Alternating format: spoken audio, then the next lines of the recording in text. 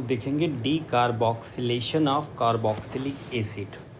D carboxylation means removal of CO2। तो इसे हम लोग वाया 2 मेथड्स करते हैं। First one is the by soda lime and second one by heating. Soda lime क्या होता है? सोडा लाइम होता है NaOH and quick lime that is CaOA का मिक्सचर। तो फर्स्ट वन हम लोग देखते हैं by soda lime. Soda lime को हम लोग SL से डिनोट करेंगे सोडा लाइम। तो सोडा लाइम की प्रेजेंस में जब हम हीट करते हैं कार्बोक्सिलिक एसिड को, तो कार्बोक्सिलिक एसिड से CO2 निकल जाता है और ये बना लेता है RH, दैट इज़ एल्केन। होता क्या है रिएक्शन में, कार्बोक्सिलिक एसिड के साथ NaOH बेस है, स्ट्रॉन्ग बेस है, तो H प्लस को रिमूव कर देता है और बन जाएगा RCOO-। फिर इसके बाद इसके अंदर एक स्लो रिएक्शन होती है और ये स्टेप स्लो स्टेप होता है, RDS होता है और रिवर्सिबल स्टेप होता है। यहाँ पर एक स्लो स्टेप में ये R- में चेंज हो जाता है और ये यहाँ से CO2 निकल जाता है। तो यहाँ पर जो इंटरमीडिएट बनता है वो R- बनता है। अब ये R- H प्लस लेके RH में चेंज हो जाता है, तो ये बन जाता है RH प्लस CO2। अब रिएक्शन क्लोज्ड वेसल में होनी है, क्योंकि अगर क्लोज्ड वेसल में नहीं होगी तो CO2 बाहर निकल जाएगा और RH भी बाहर निकल जाएगा। तो क्लोज्ड वेसल में प्रोबेबिलिटी ज़्यादा होती है कि रिएक्शन रिवर्स होने लगे, तो CO2 COO के साथ रिएक्शन करके CaCO3 के फॉर्म में नीचे आ जाएगा और R- H प्लस ले लेगा वाटर से और ये RH में चेंज हो जाएगा। इसके अंदर जो रेट डिटरमाइनिंग स्टेप होता है, RDS होता है, वो ये होता है जब R- का फॉर्मेशन हो रहा होता है, तो R- का formation that is the carbon ion का फॉर्मेशन। तो कार्बन आयन जितना ज़्यादा स्टेबल होगा उतना ही ज़्यादा ये रिएक्शन रेट ऑफ रिएक्शन होगा और रिएक्शन फॉरवर्ड डायरेक्शन में मूव होगी। तो यहाँ पर अगर इलेक्ट्रॉन विड्राइंग ग्रुप लगा हुआ हो तो कार्बन आयन ज़्यादा स्टेबल होगा और रिएक्शन का रेट ज़्यादा होगा। अब कुछ हम लोग एग्जांपल्स चेकआउट करते हैं। अब अगर यहाँ पर है मिथाइल ग्रुप CH3COOH, तो यहाँ से CO2 निकल जाएगा और ये बन जाएगा MEH that is methane plus CO2। Ethyl group लगा हुआ है COH के साथ, CO2 निकल जाएगा, ये बन जाएगा इथेन और इसको हम सोडा लाइम के साथ हीट कर रहे हैं। नॉर्मल प्रोपाइल के साथ लगा हुआ है तो नॉर्मल प्रोपाइल और H नॉर्मल प्रोपेन बना लेगा। आइसोप्रोपाइल के साथ आइसोप्रोपेन बना लेगा। टर्शरी ब्यूटाइल के साथ ब्यूटेन बना लेगा और ये हमारे पास क्या बन जाएगा, दैट इज़ द CH3NH2। यहाँ से निकल जाएगा C6H5H दैट इज़ बेंजीन बन जाएगी। अब अगर फर्स्ट वन में हम देखें, अगर फर्स्ट वन में रेट ऑफ रिएक्शन R1 है, सेकेंड वन में R2 है और थर्ड में R3 है, तो रेट का अगर हम कंपैरिजन करें तो रेट का जो हमारे पास ऑर्डर आएगा that is R1 greater than R2 and R2 greater than R3। ऐसा क्यों होगा? क्योंकि जो इंटरमीडिएट होगा वो हमारे पास कार्बन आयन बन रहा है और कार्बन आयन के साथ अलग इलेक्ट्रॉन विड्राइंग ग्रुप लगा होगा, तो कार्बन आयन की स्टेबिलिटी ज़्यादा होगी। लेकिन यहाँ जो ग्रुप लगे हुए हैं वो इलेक्ट्रॉन डोनेटिंग हैं तो अनस्टेबल बनेगा। तो R3 के केस में दैट इज़ जहाँ पर हमारा प्रोपाइल ग्रुप लगा हुआ है तो वो ज़्यादा अनस्टेबल होगा, तो उसका रेट ऑफ रिएक्शन सबसे कम होगा। अब नेक्स्ट हम लोग देखते हैं, अगर हमारे पास ग्रुप है FCH2COOH और इसको हम सोडा लाइम के साथ हीट कर रहे हैं तो CO2 निकल जाएगा और ये FCH2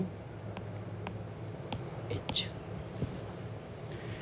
अब यहाँ पर अगर हम चेकआउट करें कि इसका रेट ऑफ रिएक्शन और रेट ऑफ रिएक्शन 6 का, ये रेट ऑफ रिएक्शन और R6 का रेट ऑफ रिएक्शन अगर हम कंपैरिजन करें, NH2 का जो होगा इलेक्ट्रॉन विड्राइंग इफेक्ट ज़्यादा होगा, तो R6 का रेट ऑफ रिएक्शन ज़्यादा होगा R से दिस R से।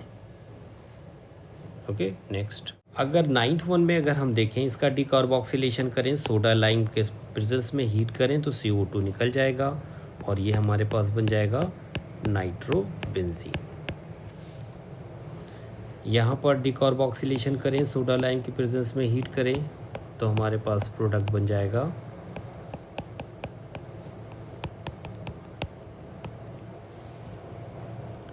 अब अगर R9 और R10 का कंपैरिजन करें तो R10 के केस में 2 इलेक्ट्रॉन विड्राइंग ग्रुप लगा हुआ है, R9 में 1 इलेक्ट्रॉन विड्राइंग ग्रुप लगा हुआ है, तो R10 का जो रेट होगा वो R9 से ज़्यादा होगा। 11th में देख रहे हैं कार्बोक्सिलिक एसिड है और इसके साथ क्लोरीन लगा हुआ है एंड पर, इसे हीट करेंगे तो जब इस तरह का इलेक्ट्रोनेगेटिव ग्रुप लगा होगा तो यहाँ से CO2 निकलेगा, तो यहाँ पर बनेगा कार्बेनाइन, ये लीव कर जाएगा ग्रुप, यहाँ पर बनेगा पॉजिटिव। अब यहाँ पर नंबर ऑफ कार्बन्स 1 2 3 4 5, तो यहाँ पर 5 मेंबर्ड रिंग बनना प्रेफर करेगा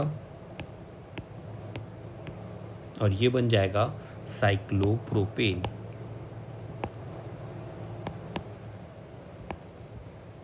नेक्स्ट वन हम लोग देखते हैं,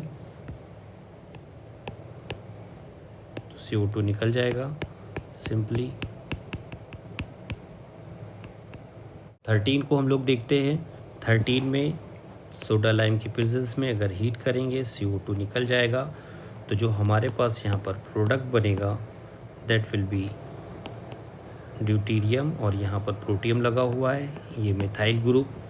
तो ये कार्बन हमारे पास कायरल कार्बन है, तो कायरल कार्बन है तो हमारे पास 2 प्रोडक्ट मिलेंगे, इनैंशियोमर मिलेगा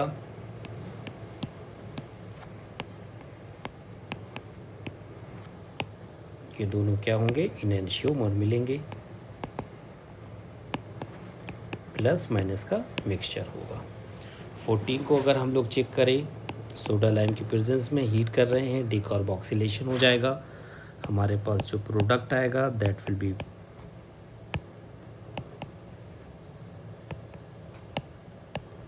तो डिकार्बोक्सिलेशन के बाद कार्बन कायरल है, तो कायरल है तो हमारे पास 2 प्रोडक्ट होंगे,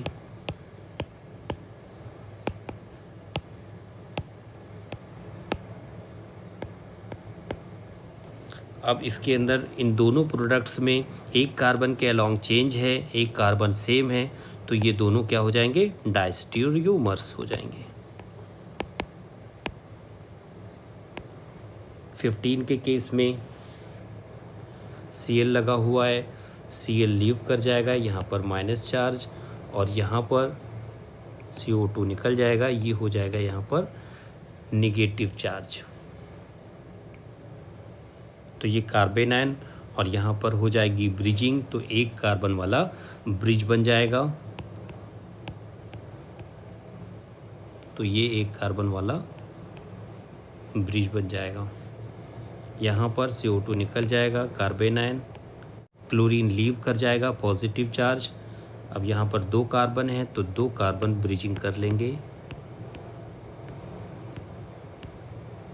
अब 18 के केस में सोडा लाइम की प्रेजेंस में हीट करेंगे, डिकार्बोक्सिलेशन हो जाएगा, यहाँ पर आ जाएगा माइनस चार्ज, ये कार्बेनाइन बन जाएगा, Cl लीव करेगा, ये प्लस चार्ज, ये प्लस चार्ज और ये बन जाएगा स्पाइरो।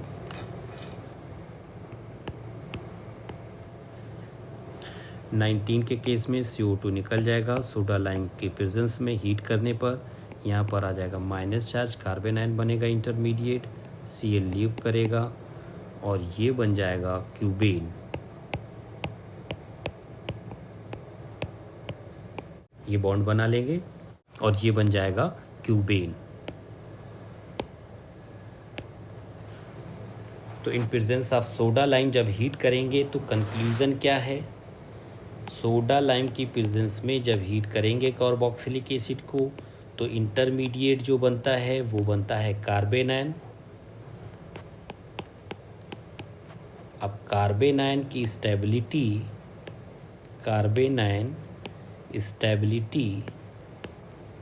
ये बताएगी कि रेट ऑफ रिएक्शन ज़्यादा होगा कि नहीं होगा। कार्बेनायन की जो स्टेबिलिटी होती है वो इलेक्ट्रॉन विदड्राइंग ग्रुप से इंक्रीज़ होती है और इलेक्ट्रॉन डोनेटिंग ग्रुप से डिक्रीज़ होती है, क्योंकि electron withdrawing group electron withdraw कर लेगा, चार्ज डेंसिटी को कम कर देगा। चार्ज का डिस्पर्सल जितना ज़्यादा होता है स्टेबिलिटी उतनी ज़्यादा होती है।